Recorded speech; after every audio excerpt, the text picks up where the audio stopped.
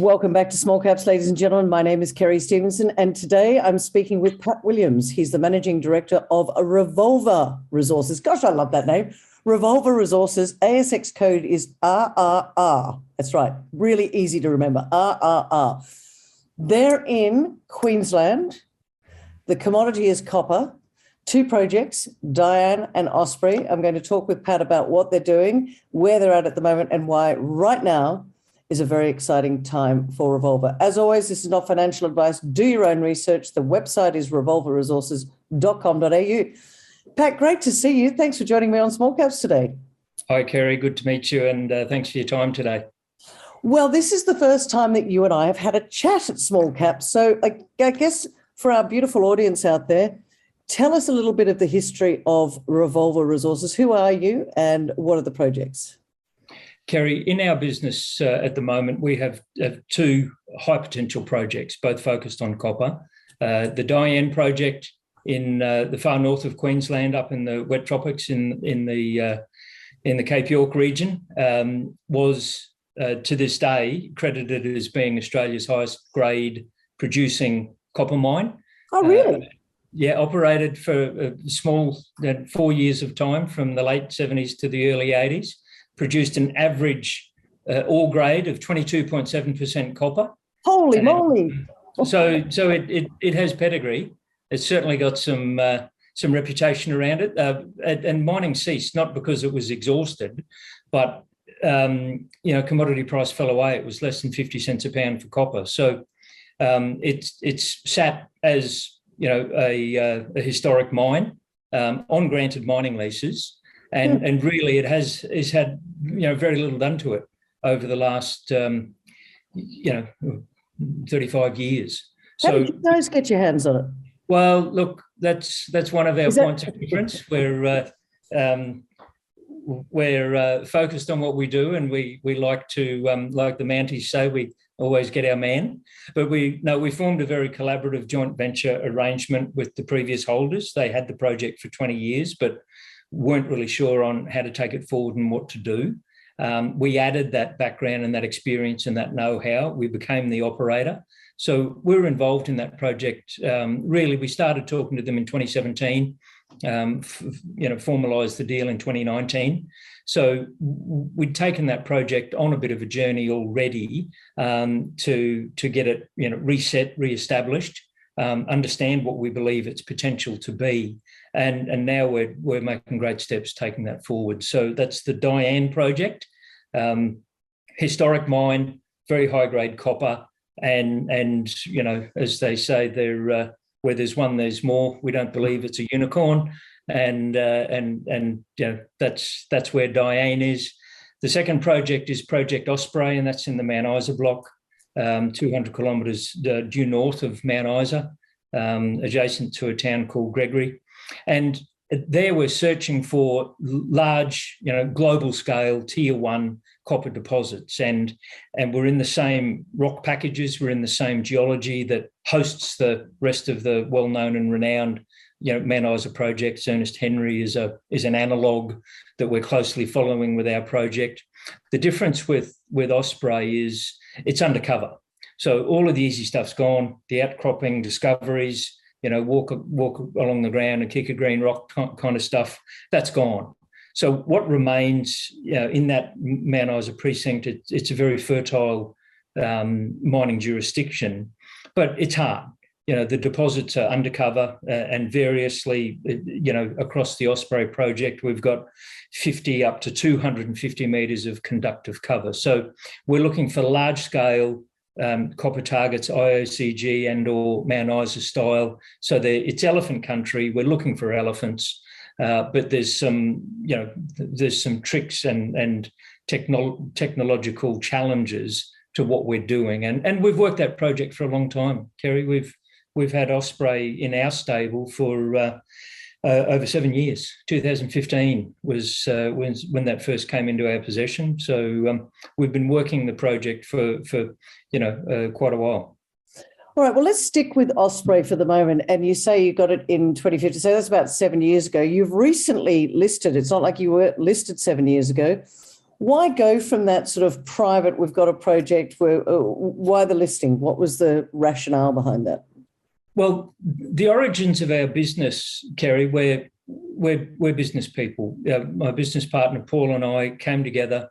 We formulated a resource development company, and it set about very systematically to not fall in love with our assets, not treat them like a black hole of time and money.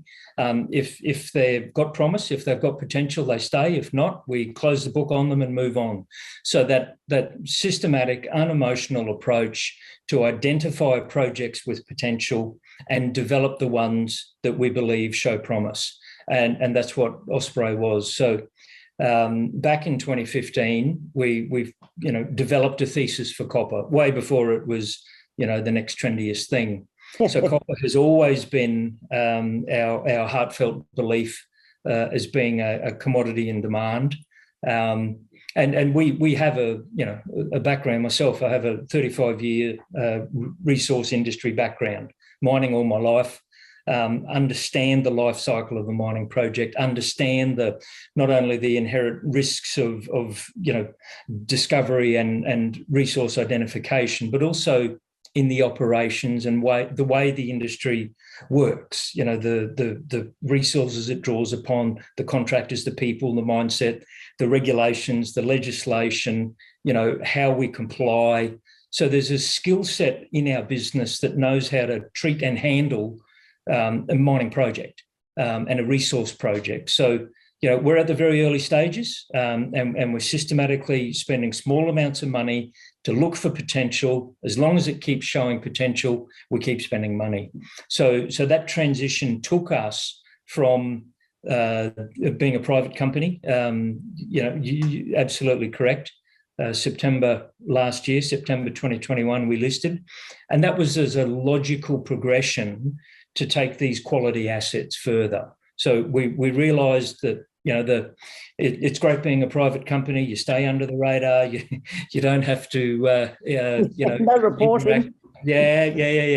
No, you don't have to shamelessly self-promote yourself all of the time. It was a great existence, and we're backed by some fantastic shareholders. Absolutely, but the tyranny with being a small company is you raise $1, spend $1, raise $1, spend $1. So, coming into a commodity upcycle, it made sense to get a healthy amount of capital backing so that we could look forward for, on both projects to a number of years of planned, organised, systematic work, secure the contractors, get the right resources we need, and develop the projects in the quickest possible timeframe to the next value milestone.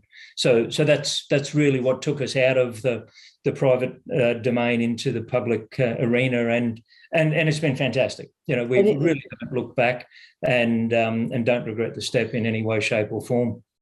Well, as I'm speaking to you today, we are up at Noosa Mining Conference, and lots of interesting people around talking about copper. And in fact, Brent Cook, one of the keynote speakers up there, said, when asked, what are you going to be looking at over the next 12 months, he had one word. He said copper. Wow. If that's not an endorsement, I don't know what is. But, and I tend to agree with him, there's a sort of supply-demand issue at the moment. But let's move on. I want to understand Osprey a little bit more, because a moment ago you said it's challenging. And Diane, we'll go into Diane in a minute, but I want to know, why has Osprey stayed in the portfolio, got your attention, and what have you done? What's challenging? It's kind of like, where are you at with Osprey and why has it got your attention? Look, Kerry, it's as we said before, there are 5 criteria for country to host these large global scale tier 1 deposits, and we actually have all 5 criteria. So the problem with when we say the host rocks are undercover, so there's unconsolidated weathered material on top. So the typical techniques, the at surface ground geology, the ground geochemistry from surface, they're actually not available to you. So you're heavily reliant upon, the regional scale geology. and geophysics, a heavy use of modern geophysical techniques to help you identify what's actually happening at depth.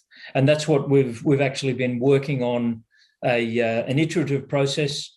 We've got a large tenement package in excess of 800 square kilometres, and we've systematically taken area by area and added the geophysics that was missing. We've developed drill targets. We've primarily used IP, induced polarisation, as the technique. More recently, we've added overlapping ground EM, electromagnetic surveys, as well. And they've helped us sort of narrow in on, coincident with the macro level structure and geology that we can determine from surface. So it's an investigative process on its own that doesn't really lend itself to a quick turnaround in identification of targets. So we've amassed, 6 years, 3 drill programs, 7 geophysics scopes, multiple amounts of analysis and reevaluation, and we're zeroing in on now what we believe to be some very exciting drill targets. And since listing, we've done another recompilation. We're just about to undertake our very first airborne EM program in early August at the Osprey project as well. So that'll be the culminating step of information that we draw together to finalise our drill program for 2022, and we'll be undertaking that work in the remainder of this exploration season as well. So it's been a slow burn, if you like, but because the targets are deep, we're drilling 500, 600, 700 metre holes. It's Wow. not cheap.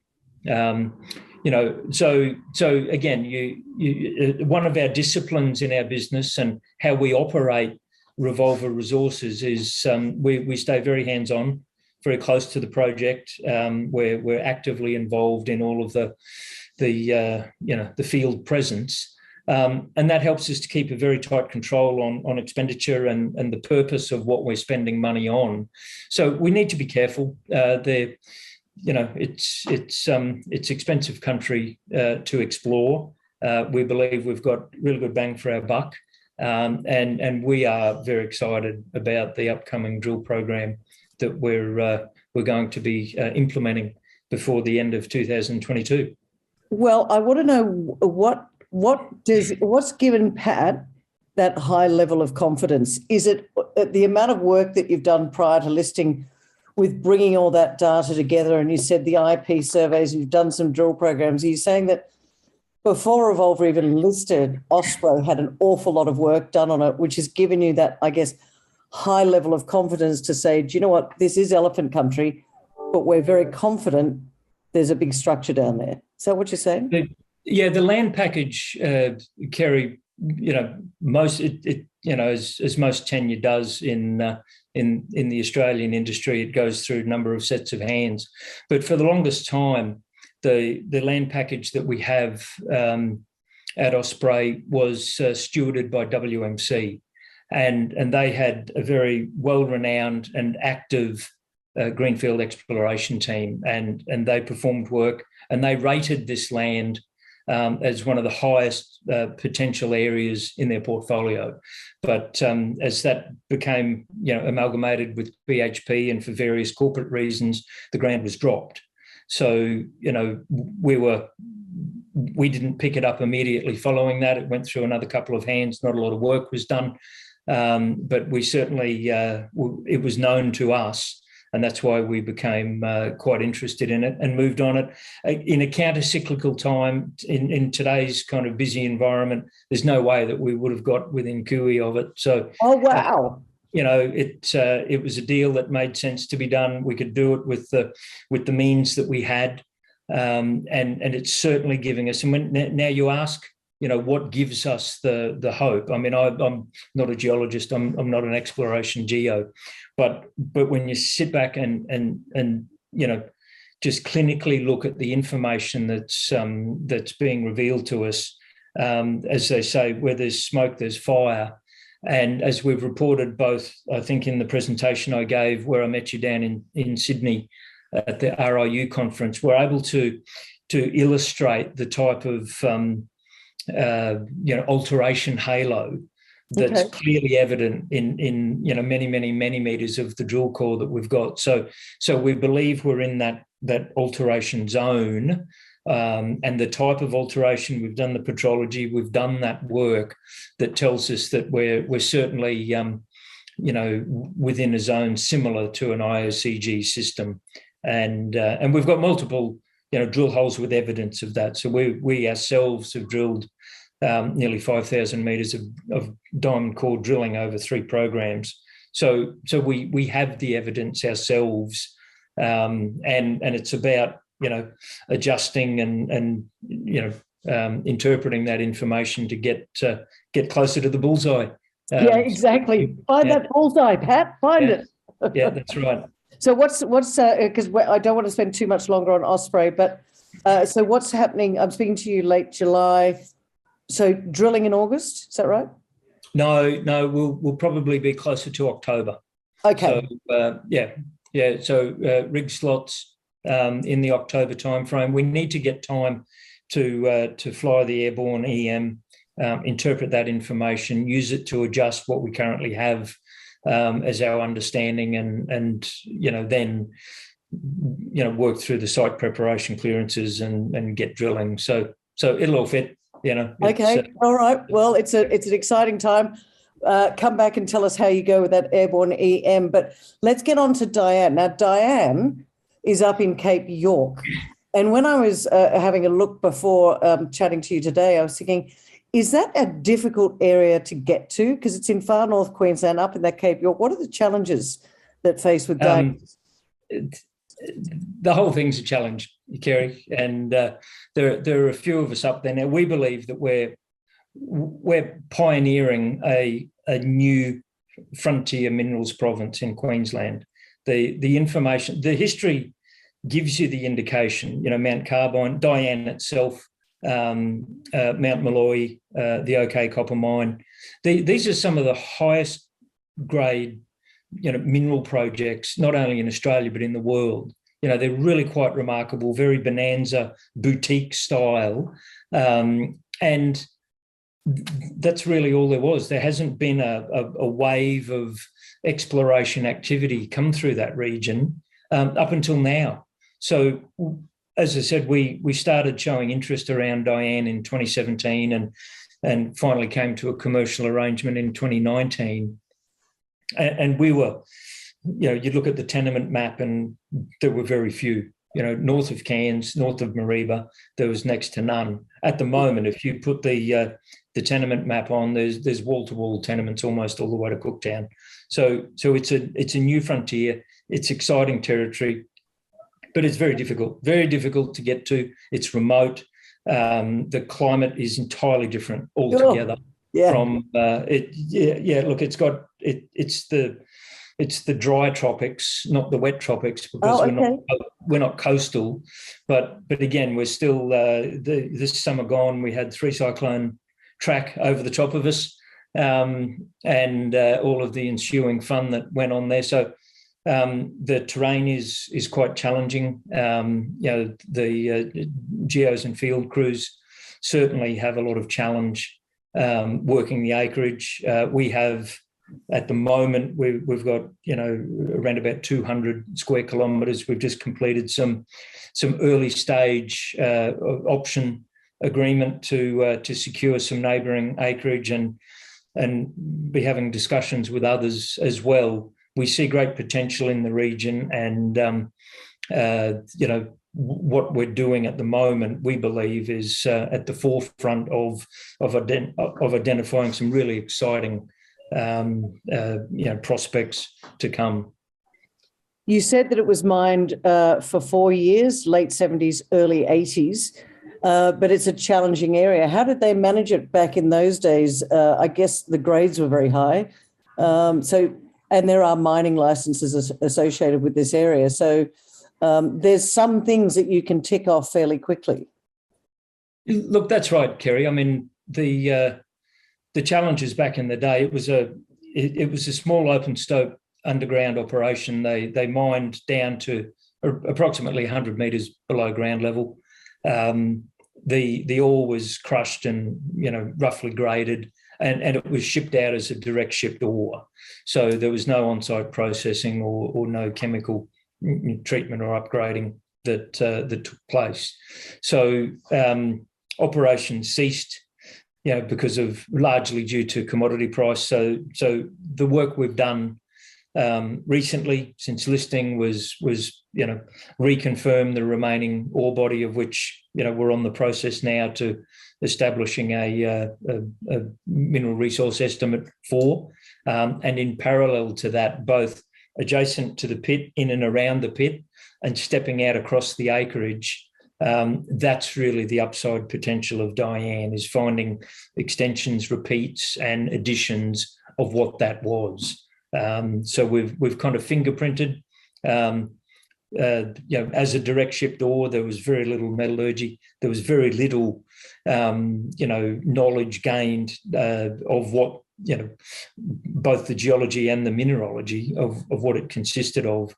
So that's been a large part of what we've done to baseline and understand what it is we're looking for. Once you know that, makes it easy to go find more of them. And that work has been well underway all through this exploration season. So multiple phases of boots on the ground work in this country that we're in, doing the things that we can't do at Osprey. So we can do the surface mapping, we can do the surface geology, we can take surface rock samples, we can do, a lot of work from surface because there's no conductive cover, and, use some of the more tried and true, exploration techniques to gather a lot of information, and that's what we've done. So I'm sorry to interrupt you, but I also think this is a really important point that I want people to understand, is that you've got an electromagnetic anomaly right below the existing high-grade massive sulfide ore body. Is that correct?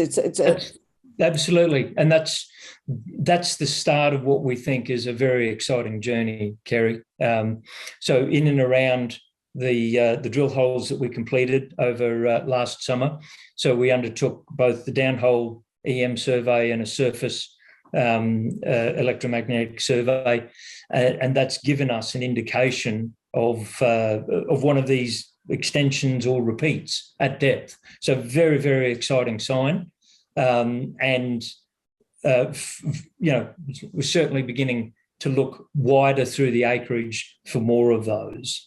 So we're at the forefront now of unpacking Diane to find out what this thing really is truly capable of. So that's the exciting journey that we're on now.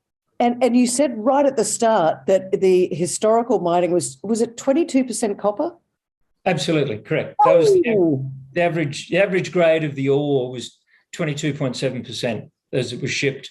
So what are you finding now? Oh, we've certainly put holes through some of that material. The drilling that we did back in December and January, we collected samples of the various samples of massive sulfide, the chalcopyrite and the chalcocite. So. Okay. I think the market got pretty excited because you said we think we've got an identical conductive response to that drill validated Diane copper lens. So clearly, and that's near surface. So clearly the market likes it because, ladies and gentlemen, as we all know, the market's been a bit tricky lately, but Revolver Resources, the market clearly liked what it's hearing. Do you think, Pat, and we're running out of time, I want to ask you this final question before I get into my 3 reasons people should sit up and take notice, but do you think you're onto something which could be world-class? Because you said at the start that Diane was a world-class copper mine at the time. Yes. Do you think that this is that they only just literally scratched the surface, sorry to use that pun, and that you could be onto something which is even much, much, much bigger? Look, the conventional wisdom and the saying, Kerry, is where there's one, there's more. So this thing's not a unicorn. It's setting about going to look for more and we're starting to show those very early signs of potential that give us tremendous confidence that we're on a good thing here. Better get you to talk to Brent Cook very soon. Pat, we've run out of time. Yeah, 3 reasons why our beautiful community out there should be sitting up and taking notice of Revolver Resources, ASX code, ladies and gentlemen, RRR. All right, Kerry. Look, first and foremost, we've purposefully and deliberately set about to focus on 2 quality projects. We've made judicious decisions. We haven't fallen in love with the assets. We've spent some money to see if they have potential. They're showing potential, and we spend some more. So very purposeful, careful, curated delivery of projects that we have right now. Secondly, both projects are focused on copper, and they're displaying extraordinary potential, and we're very excited about that. And finally, the third and final reason is that where the projects sit right now, they're locked and loaded on the launch pad, and we're ready for quite some extraordinary news over the rest of this exploration season. So we're really quite excited about delivering that sensibly, efficiently, and diligently, and reporting the results and talking to you some more, because we're going to have some good things to tell you. Oh, I'm excited. And I've got to say this. I mean, when you just said they're locked, they're loaded, and they're at the launch pad, ladies and gentlemen. So that's Revolver Resources, ASX code RRR with 3 L's, locked, loaded, and at the launch pad. Go to their website, revolverresources.com.au. Have a look at all the latest presentations and announcements there. And Pat, we will look forward very much to having you back on Small Caps when you get some more news. But it sounds like exciting times ahead for Revolver. Thanks for joining me on Small Caps today. Good on you, Kerry. Thank you very much.